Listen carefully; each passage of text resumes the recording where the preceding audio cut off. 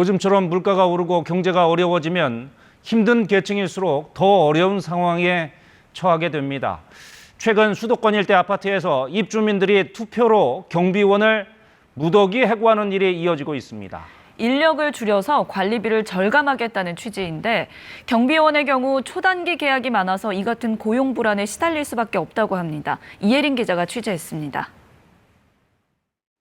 경기도 성남의 한 아파트에 붙은 경비 시스템 도입 투표 공지입니다. 결국 경비원을 해고해 관리비를 줄인다는 취지입니다. 입주민 찬성률 70%, 경비원 14명을 내보내기로 했습니다.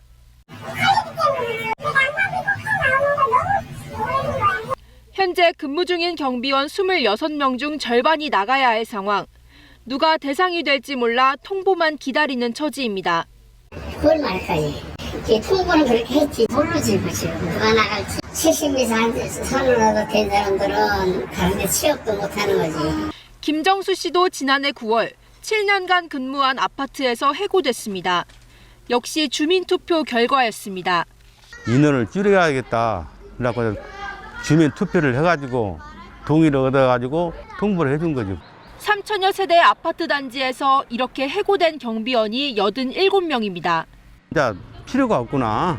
나이가 70 넘어버리니까 저희들은 그냥 말 한마디 못하고 그냥 나온 거예요. 파리 목숨이죠. 수년간 일한 노동자를 주민투표로 바로 해고할 수 있는 건 초단기 근로계약 때문입니다. 3개월 단위로 근로계약서를 써 종료 시점에 맞추기만 하면 해고할 수 있습니다. 경기도의 실태조사에선 경비원 10명 중 4명이 이렇게 3개월 이하 초단기 계약으로 고용된 것으로 나타났습니다. 무인 경비 시스템 도입으로 초단기 계약은 더 늘어나는 추세입니다. 지자체가 해결에 나서야 한다는 지적이 나오는 이유입니다. 고용 안정을 위해서 예산을 편성할 수 있도록 돼 있는데 그러면 예를 들면 3개월 단기 계약이 아니라 장기적으로 계약하는 아파트한테 뭔가 인센티브를 제공해서 전국 243개 지자체 중 아파트 노동자 지원 조례를 제정한 곳은 40% 정도, 조례만 있고 관련 사업은 진행하지 않는 곳은 40곳 가까이 되는 걸로 파악됐습니다. KBS 뉴스 이혜린입니다. 50대 후반의 이 경비원은 압구정동 신현대 아파트에서 3년간 근무하다 지난달 25일 해고됐습니다.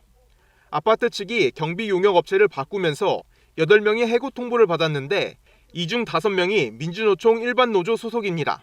어떻게 면접을 3분에서 5분 정도 짧게 보는 순간 면접을 탈락시킬 수 있는 건지 합당한 이유가 없으니까 특별한 문제가 있다면 노조원이라는 거 그것만 외에는 노조원들은 입주자 대표회의 등이 경비 용역업체를 바꾸는 과정에서 아파트 내 노조를 와해하려 한 문건도 확인됐다며 공개했습니다.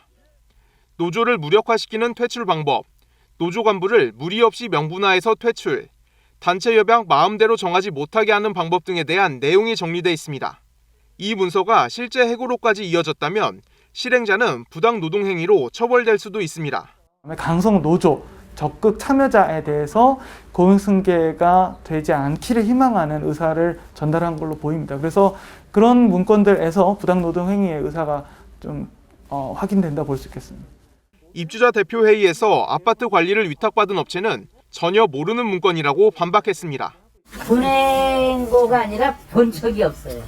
지난해 10월 경비원에게 대리주차나 택배 배달을 못하도록 관련법이 개정되자 압구정동 신현대 아파트는 경비원을 관리원으로 바꾼 뒤 계속 주차 관리를 시켜 논란이 일기도 했습니다. KBS 뉴스 전현우입니다. 올해 69살인 최대기 씨는 5년차 경비원입니다. 24시간 근무하고 하루를 쉬는 맞교대에 근무날은 3시간 자는 게 고작입니다.